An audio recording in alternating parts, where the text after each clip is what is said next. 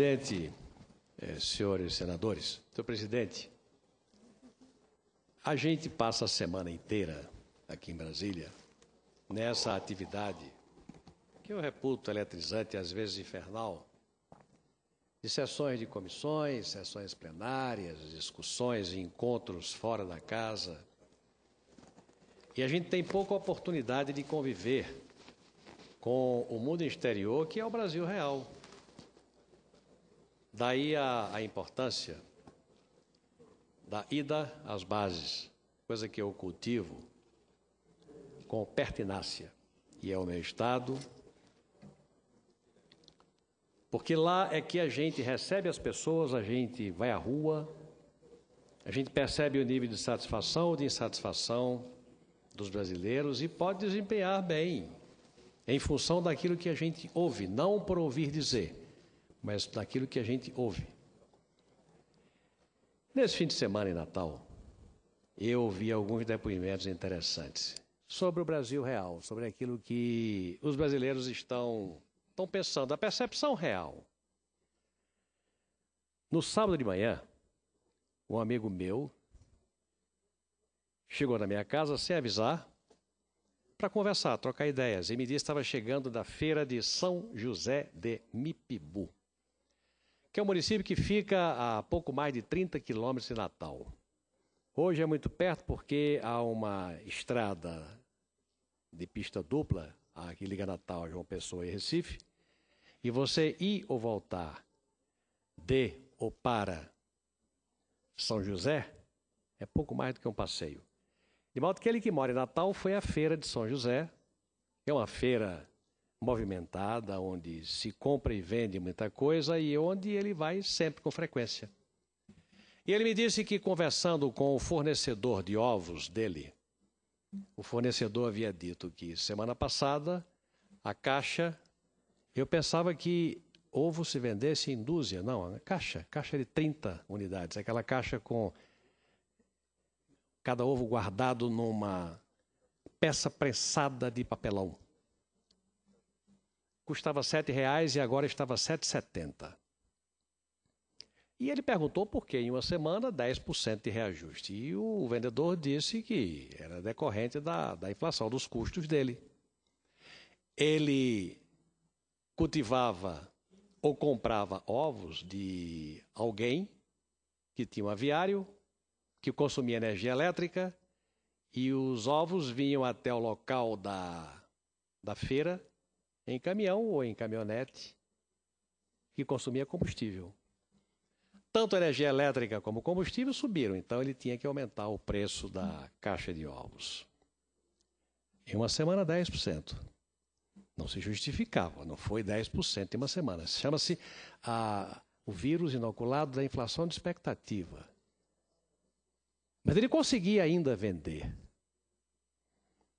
Em seguida, um outro amigo me disse que tinha um filho que é veterinário, que atende nas fazendas, bom veterinário, cirurgião, e tem a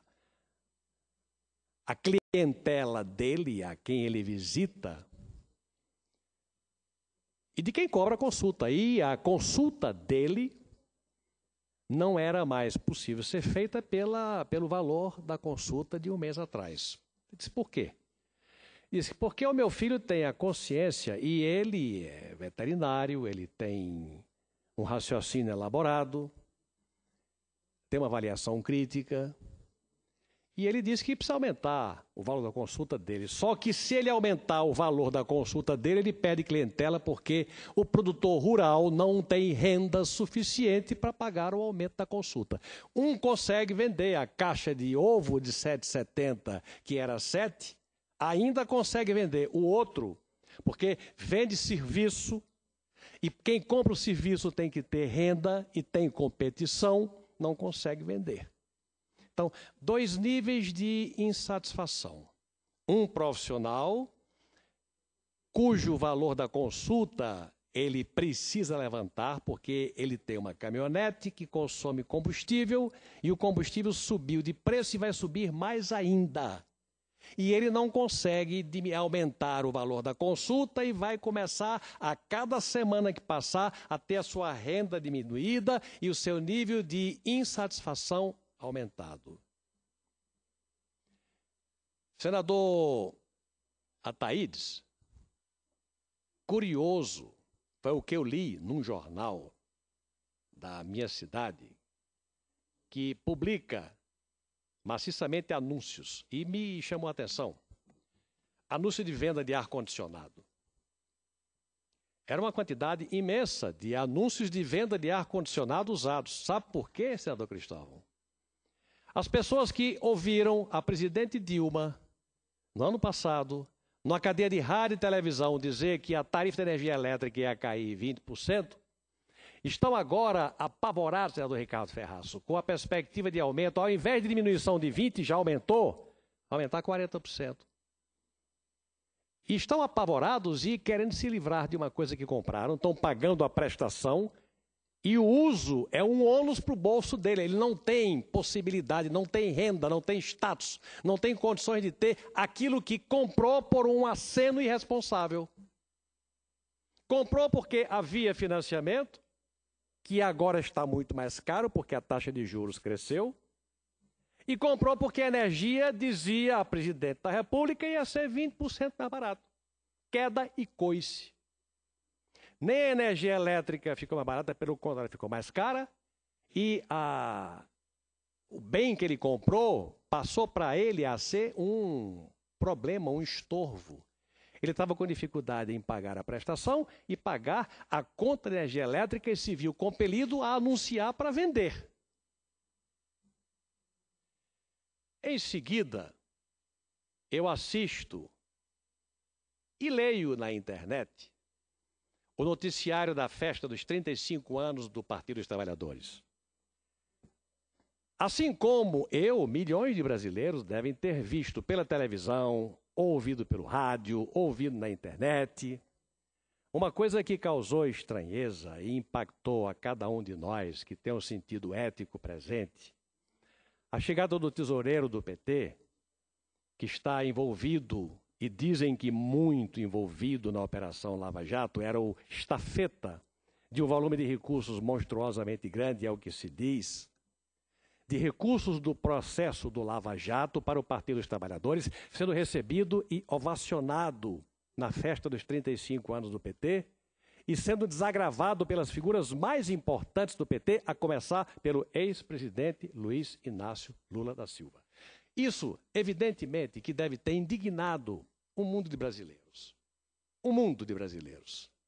Que devem ter se indignado, claro, em seguida, com a notícia da substituição da presidente Graça Foster por um novo presidente da Petrobras. Senador Cristóvão, eu tenho certeza que Vossa Excelência, que é um homem puro e que deseja o melhor para o Brasil, que não deseja o mal para ninguém, para partido político nenhum, porque Vossa Excelência sabe que todos nós moramos aqui, o que nós queremos é o melhor para o país onde nós moramos. Deve ter ficado Vossa Excelência indignado com a substituição da presidente Graça Foster por uma outra pessoa que está lá por um critério ou por um mérito único, ser da confiança da presidente da República. Como é que o mercado reagiu? Pessimamente, as ações da Petrobras caíram. A credibilidade da empresa entrou em xeque profundo. Por quê? Porque se esperava que a presidente da República, que teve a magnífica oportunidade de se recuperar, colocasse ali uma pessoa acima de qualquer suspeita, sem vinculação nenhuma com o Palácio do Planalto, que indo para lá passasse para os brasileiros a informação. Agora sim, agora vai para lá um gestor, alguém que vai abrir a caixa preta da Petrobras e vai mostrar que Dilma não tem nada a ver com isso. Vai mostrar que Dilma não tem nada a ver com isso, que o que se fez lá é o que ela diz, um magote de trapalhões que estão imundiçando o maior patrimônio estatal do Estado brasileiro, que é a Petrobras. Ao invés disso, de colocar lá uma pessoa com perfil de independência, com competência, e que passasse para o mercado e para os brasileiros, que a Petrobras ia ser gerida para valer e não ia ter ninguém para blindar os malfeitos do conhecimento da opinião pública, vai para lá uma pessoa da copa e da cozinha do Palácio do Planalto. Resultado, a indignação do veterinário, a indignação do vendedor da caixa de ovos, a indignação do anunciante do ar-condicionado, o indignado que leu na internet a ovação ao tesoureiro do PT, que foi coberto de honras na festa dos 35 anos, aos indignados do Brasil inteiro, que viram na substituição da Petrobras a marca patente de que tem algo estranho no ar, além dos aviões da carreira. Isso se soma à legião de indignados que se manifestaram numa pesquisa de opinião pública e que mostraram a maior inversão que eu já vi na minha vida de popularidade de alguém que exerce vida pública. De índice positivo mais 20 para índice negativo de menos 20 em questão de 1 mês e meio. Decorrente de quê? Da indignação, decorrente da frustração, decorrente da decepção de pessoas que votaram ou não votaram, mas muitas que votaram e que se sentiram enganadas. Na verdade é isso, e desejo com muito prazer conceder uma parte que acho que me solicita o senador Cristóvão Buarque. Senador Zé Agripino, eu quero retomar o que o senhor falou dos compradores de ar-condicionado, que compraram pensando numa tarifa elétrica e instalaram com outra tarifa. Esse comprador, ele é um exemplo de milhões, senador Pai, milhões de pessoas que acreditaram na promessa vinda do marqueteiro João Santana e que caíram nas mãos das verdades financeiras do ministro da Fazenda. E é isso que está irritando a população. O que hoje gera a queda da popularidade da presidente tem a ver com a corrupção da Petrobras. Mas a corrupção já tinha na eleição e ela ganhou. O que realmente deve estar abalando é a contradição profunda entre o discurso do Santana e o discurso do Levi. E nós sabemos que grande parte do discurso do ministro da Fazenda tinha que ser por aí mesmo. Eu não estou aqui nem criticando absolutamente. O que eu estou aqui reclamando é que não se pode fazer uma eleição séria prometendo uma coisa e fazendo outra. Paga-se um preço muito alto. E a presidente está pagando esse preço. Agora, some-se a isso o fato de que a herança foi feita por ela. Some-se a isso o fato de que o quadro da economia é trágico. E o senador Ataídes é um dos que, como eu, alertamos tanto que isso ia acontecer. Tantas vezes a gente falou aqui no problema que a economia, que era visível. Eu costumava dizer, a economia está bem, mas não vai bem. Estou falando 3, 4 anos atrás. E eram ridicularizados, ironizados. Aqui as pessoas tratavam a gente do PT como se nós fôssemos uns loucos desvairados, torcendo contra. A gente torcia a favor, a gente queria alertar. Mas a euforia levava à esnobação. A euforia cega em política. Talvez o maior inimigo de um político seja a euforia. Ele tem que ter muito confiança. Euforia, não. Mas a euforia tomou conta e não permitiu ver a realidade. E mentiram. E o povo está percebendo a mentira. Esse cidadão que compra o ar-condicionado pensando numa tarifa e instala pagando outra tarifa, é apenas um símbolo que o senhor usou muito bem, uma metáfora da realidade do consumidor brasileiro, que é uma metáfora do eleitor brasileiro. E aí vem minha preocupação. Aonde vamos com isso? Hoje eu liguei para o senhor, perguntando, onde é que nós vamos? O que é que a gente vai fazer? Qual é a nossa ação diante dessa insatisfação geral que está por aí? Vamos navegar nessa insatisfação, mas aonde vai levar isso? Ou vamos cobrar do governo que caia no real e na real? E entenda que estamos caminhando para um abismo de proporções profundas que vai atrair todos nós. Não vai ser só o governo, nem vai ser só o PT. São todos nós, políticos. A mesma pesquisa que deu a vasta popularidade mostrou que os partidos não são respeitados. Não é só o PT, não. Todos são desrespeitados hoje na opinião pública.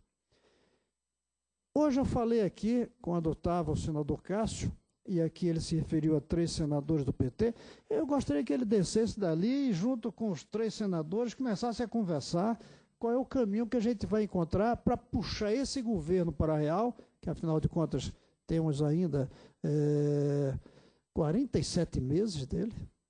Quando eu pronunciei o meu voto no Aécio Neves, eu dizia, entre outras coisas, é que ele chega com aquilo que a democracia oferece aos governantes novos, uma lua de mel. E a presidente chega com um casamento velho. E não vai ter lua de mel. Não teve. Não teve. Some-se a isso a traição nesse casamento ou prometer uma coisa e fazer outra. Então, essa situação merece de todos nós uma reflexão. E eu quero deixar aqui que não vejo o Congresso com condições fáceis de fazer isso sob o comando do senador Renan Calheiros. Ele abdicou do seu papel de coordenador do Congresso na busca de uma solução num dos momentos mais graves da história da República Brasileira. Ele abriu mão aqui. Não ao ganhar. Abriu mão no dia seguinte, quando fez toda aquela jogada de assumir todo o controle da casa, que ele ainda vai tentar nas comissões, provavelmente. Ainda vai tentar na próxima semana ou nessa. Então, senador, o senhor é um dos líderes dessa casa. Nós todos somos líderes desse país. A gente tem que encontrar um caminho, porque esse governo não vai encontrar sozinho. Nós temos, ao mesmo tempo, não podemos passar por cima de um governo que foi eleito, está aí, existe. Perdemos a eleição, os que votamos em outra alternativa. Para onde é que nós vamos? Dizer que o povo é golpista porque está falando em impeachment, não é verdade. Agora, incentivar o impeachment, senador Paim, nesse momento, também não é o correto. Não é o correto. Uma democracia que a cada 4 presidentes faz um impeachment, porque faz 4 presidentes só do último, não é uma democracia respeitada pelo povo. O povo vai votar pensando, não der certo, a gente tira. E aí acaba o conceito de mandato. É um desafio que nós temos. E nós temos que encontrar uma saída, nós temos que dialogar, nós temos que procurar encontrar o caminho e sabendo que dificilmente vai encontrar uma liderança na pessoa do presidente do Congresso. Senador Cristóvão. Senador Agripino, me permite só um nível de esclarecimento. Todas as informações que nos chegaram, que nas comissões será respeitado o princípio da proporcionalidade.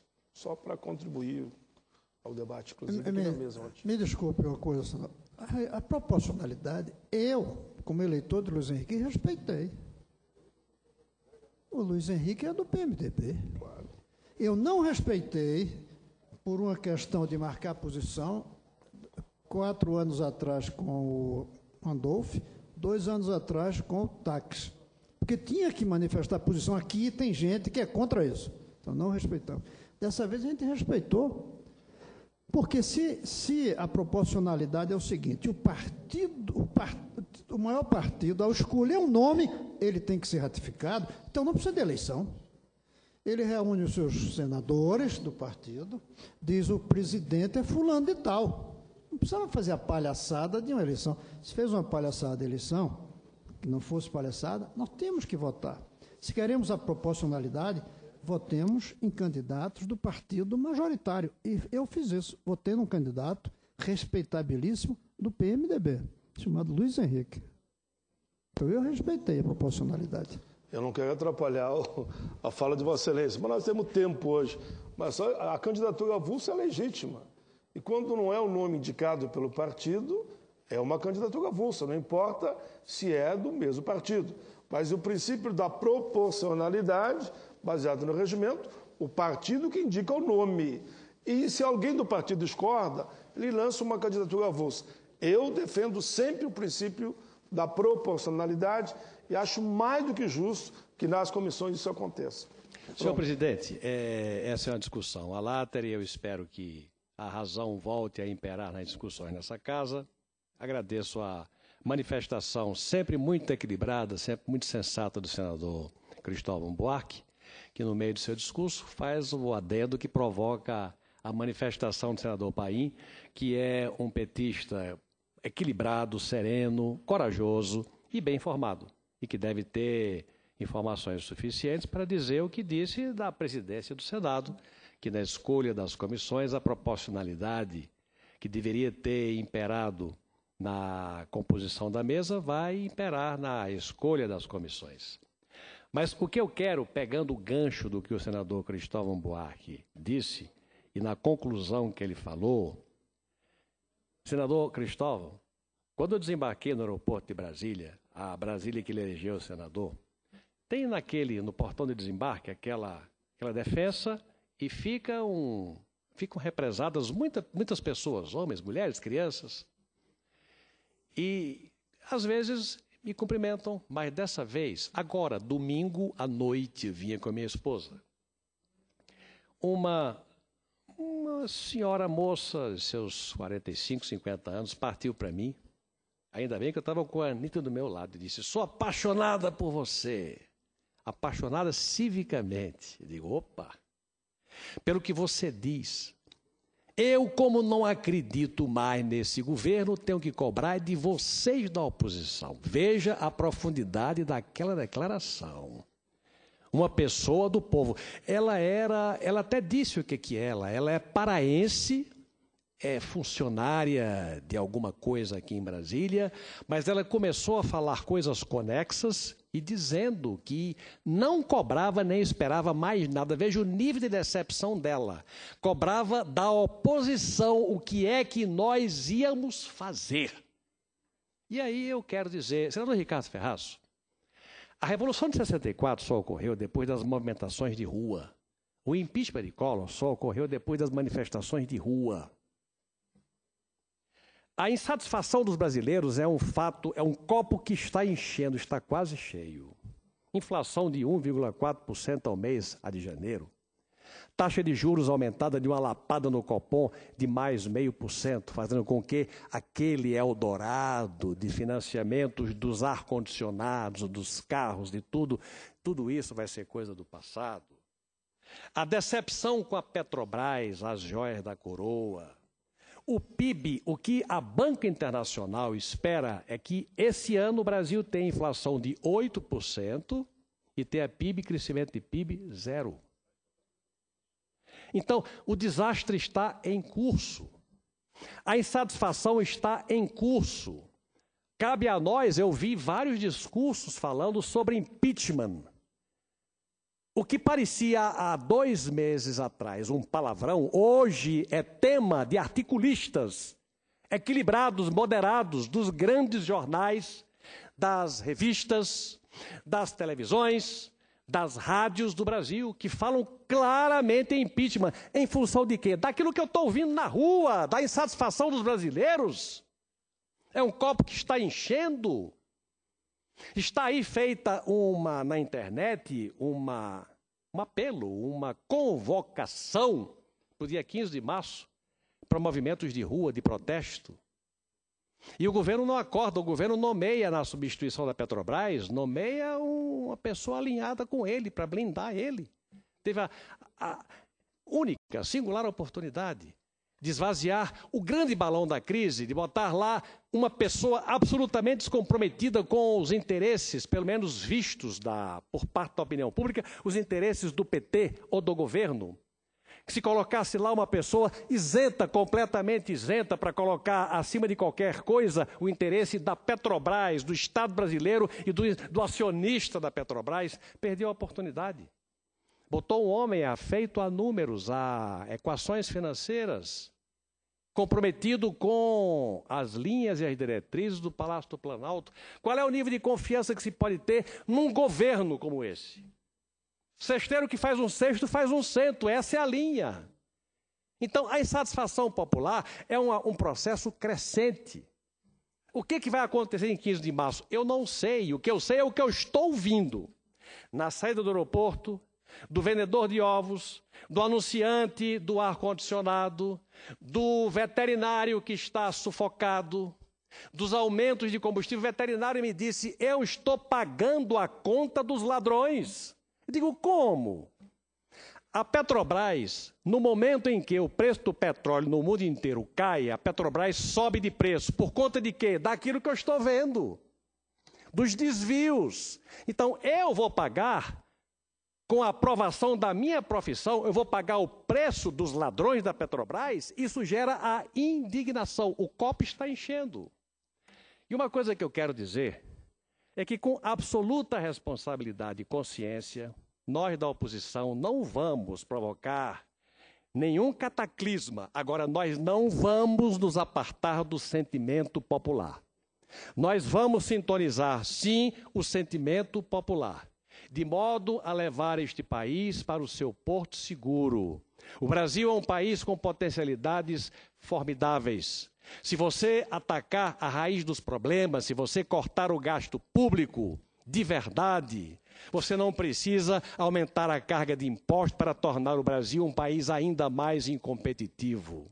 Se você atacar de frente a questão da ética, combatendo para valer a corrupção, fazendo as substituições corretas, você vai sinalizar credibilidade para a opinião pública.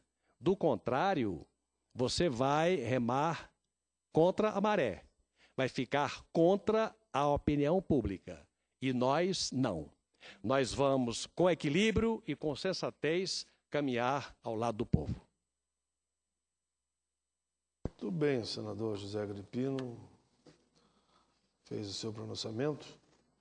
Qual é o nobre senador do PMDB do Espírito Santo? Senador Ricardo Ferraço,